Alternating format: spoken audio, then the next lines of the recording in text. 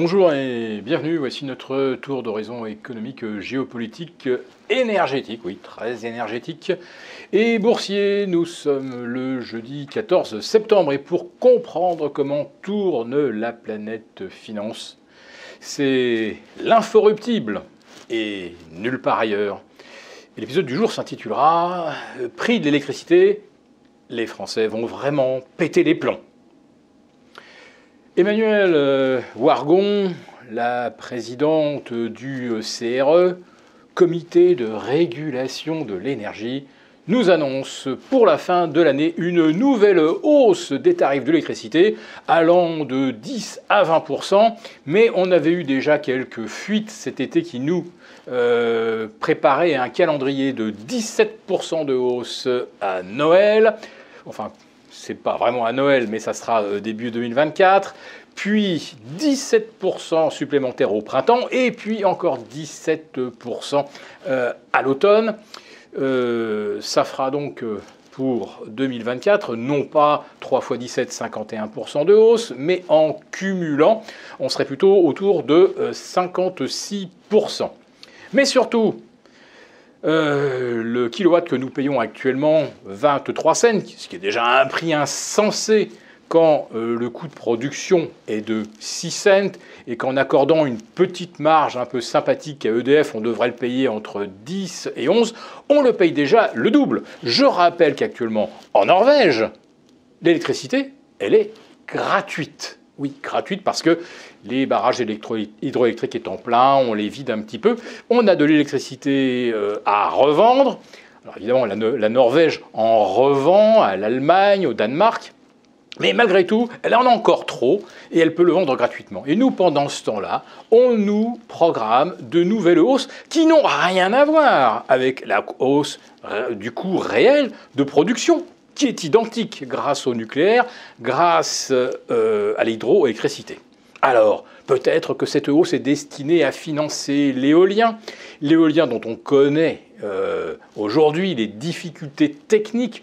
Plus les éoliennes sont gigantesques, maintenant plus hautes que la tour Eiffel, quand on prend la pale à la verticale, des problèmes techniques qui font que maintenant pratiquement un quart des éoliennes offshore sont en panne. C'est très difficile et très coûteux pour aller les réparer. Et surtout, le rendement est bien inférieur à ce qui était attendu. Et on l'a vu encore cet été avec les fameuses canicules. Quand il y a canicule, l'air ne circule pas et les éoliennes ne tournent pas. Bon, j'ai commencé cette chronique, je suis déjà un petit peu remonté, mais attendez, vous n'avez peut-être encore rien vu. Et oui, la BCE se demande si elle doit ou non relever les taux une 10e fois. Déjà, au bout de 9, on est à 3,75 de rendement. On va peut-être passer à 4% et on nous explique que c'est pour combattre l'inflation. L'inflation, c'est quoi en France? C'est cette hausse des tarifs de l'électricité qui n'ont strictement rien à voir avec les coûts. L'inflation, ce sont ces marges qui ont considérablement augmenté.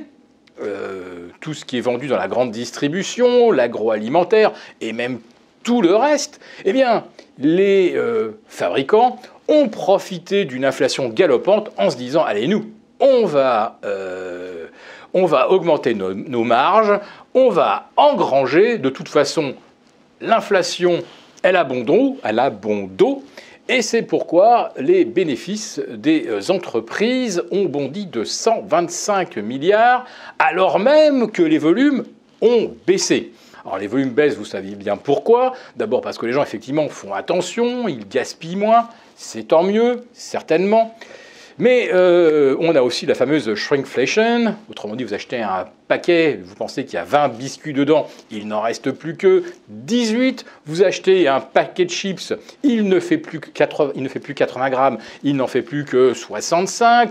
Ou un cornet de glace, au lieu de 100 grammes, il est tombé à 80.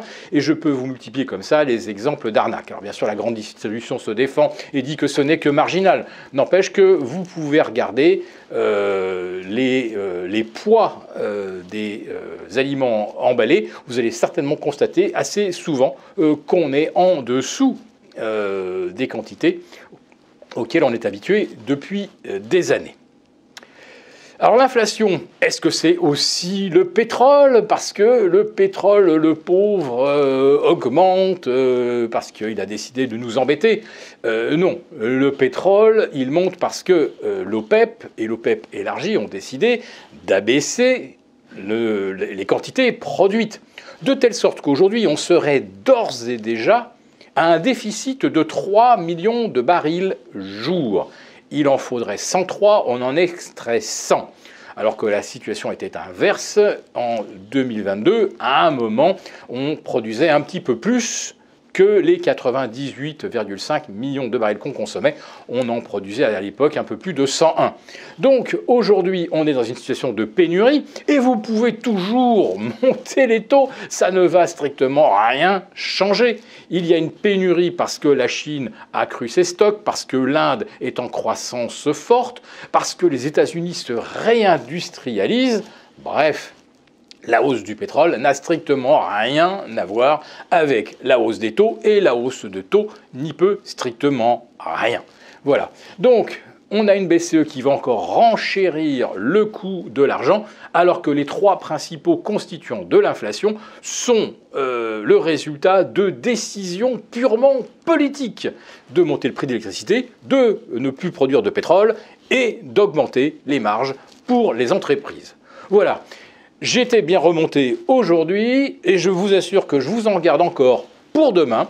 Si cette chronique vous a plu, n'hésitez pas à nous mettre un pouce et je donne rendez-vous à nos abonnés désaffranchis pour un direct live qui va déchirer demain.